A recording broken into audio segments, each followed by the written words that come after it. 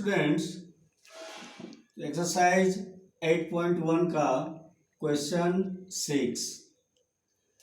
Students, angle A और angle B दो acute angle है such that cos A is equal to cos B,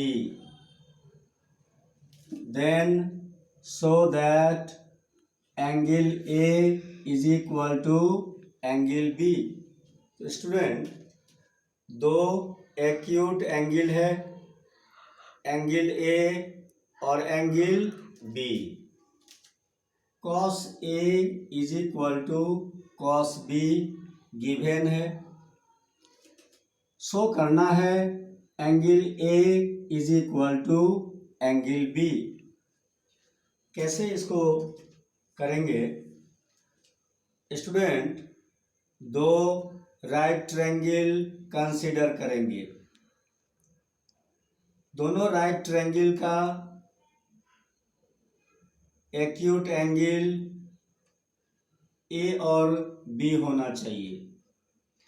एक right triangle का acute angle A लेंगे और दूसरे राइट ट्रायंगल का एक्यूट एंगल B लेंगे, है ना। जैसा कि मैंने यहाँ पर लिया है स्टूडेंट, यहाँ देखा जाए इस राइट ट्रायंगल का एक्यूट एंगल A लिया है ना, और राइट ट्रायंगल का और जो वर्टेक्स है उसका हम नेमिंग कुछ भी कर सकते हैं, बट ध्यान रहे, है ना, एक एक्यूट एंगल A एक राइट ट्रायंगल का अवश्य होना चाहिए। फिर दूसरे राइट ट्रायंगल में मैंने एक्यूट एंगल B लिया और बाकी जो नेमिंग है वो आप कुछ भी ले सकते हैं, है ना। तो इसको क्लियर किया जाए। मेरा कहना है कि एंगल A और एंगल B दो अलग अलग राइट ट्रायंगल का एक्यूट एंगल है। तो एक राइट ट्रायंगल का एक्यूट एंगल मैंने A लिया और बाकी जो राइट ट्रायंगल का और वर्टेक्स है उसका नेमिंग हम कुछ भी कर सकते हैं। फिर दूसरे राइट ट्रायंगल का एक्यूट एंगल B लिया और उस राइट ट्रायंगल का और जो वर्टेक्स है उसका नेमिंग हम कुछ भी कर सकते हैं। ठीक है, तो आइए इसको हम सॉल्व करते हैं, है ना। तो दो राइट ट्रायंगल लिया, है ना। एक राइट ट्रायंगल का एक एक्यूट एंगल A होना चाहिए, दूसरे राइट ट्रायंगल का एक एक्यूट एंगल B होना चाहिए। बाकी नेमिंग आप कुछ भी कर सकते हैं। अब student, cos A is equal to cos B दिया हुआ है, तो cos A is equal to cos B ये गिवन है। cos A क्या होता है? B/H होता है। स्टूडेंट, cos A क्या होगा? B/H। अब student, B for base, H for hypotenuse, तो बेस कौन सा साइड होगा, है ना। ये कैसे मालूम करेंगे?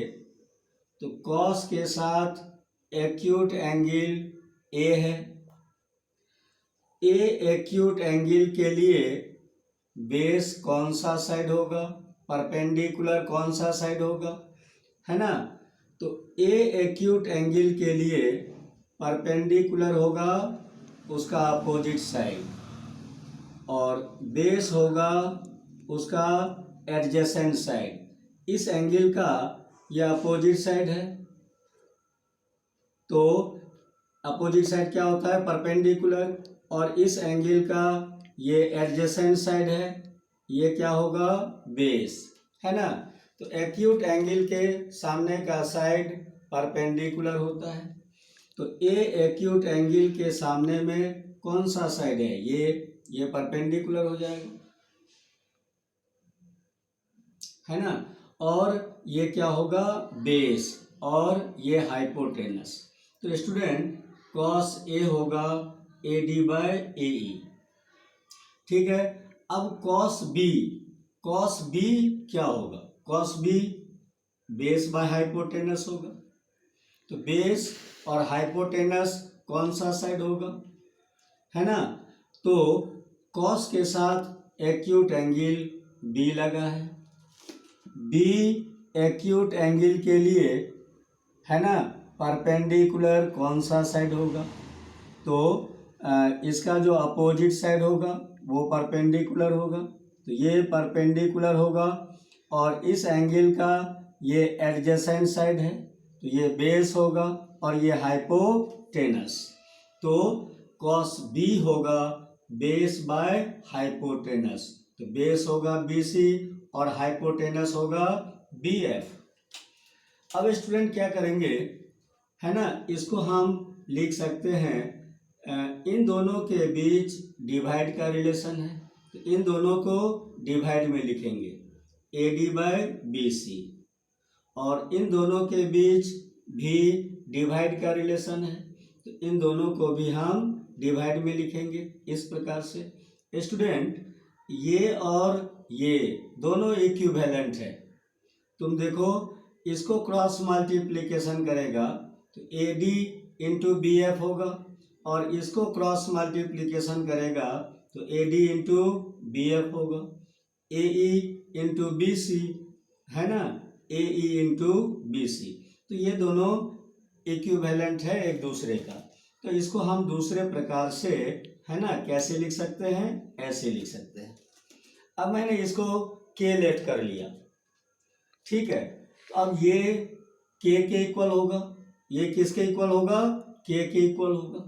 तो इसको जब हम K के इक्वल करेंगे तो AD बराबर क्या होगा, BC, इसमें मल्टीप्लाई हो जाएगा, यानी AD is equal to KBC, और फिर ये भी K के इक्वल है, तो AE इज इक्वल टू क्या होगा, BF, इसमें मल्टीप्लाई होगा, तो AE is equal to KBF।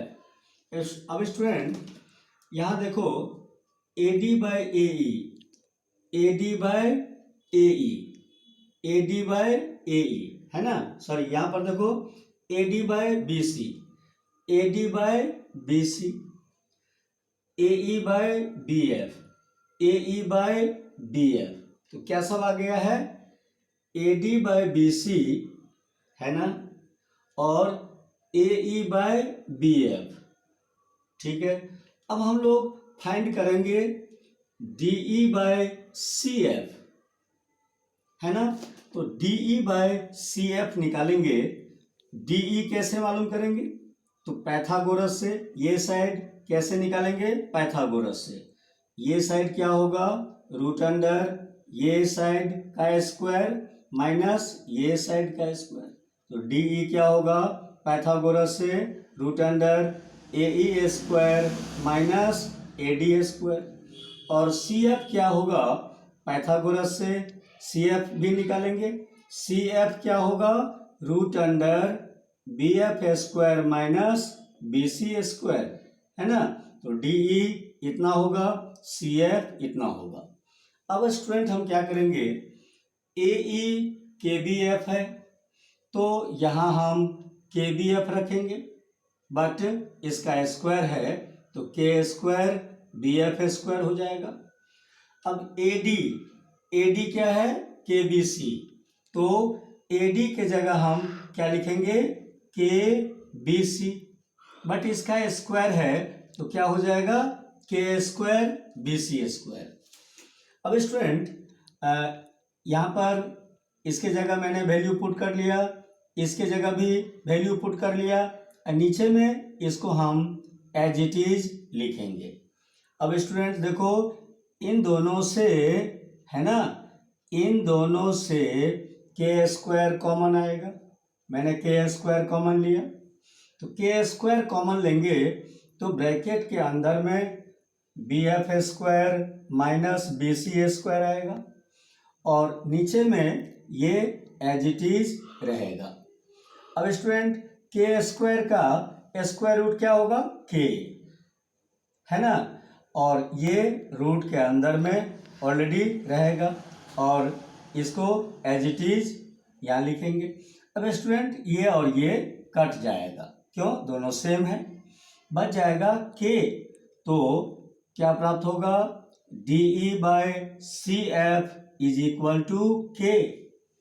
अब स्टूडेंट यहाँ देखा जाए A D by B C is equal to A E by B F is equal to K, है ना। इसको इक्वेशन फर्स्ट बना लेंगे और इसको बना लेंगे इक्वेशन सेकेंड।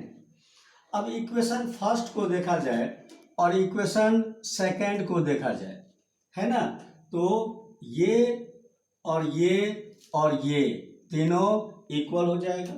ये तीनों क्या हो जाएगा? है ना, इन तीनों को हम इक्वल करेंगे। क्यों इन तीनों को इक्वल करेंगे? क्योंकि इन तीनों का वैल्यू के है ना। तो इक्वेशन फर्स्ट और इक्वेशन सेकेंड से हमें क्या प्राप्त होता है? A D by B C is equal to A E by B F is equal to D E by C F.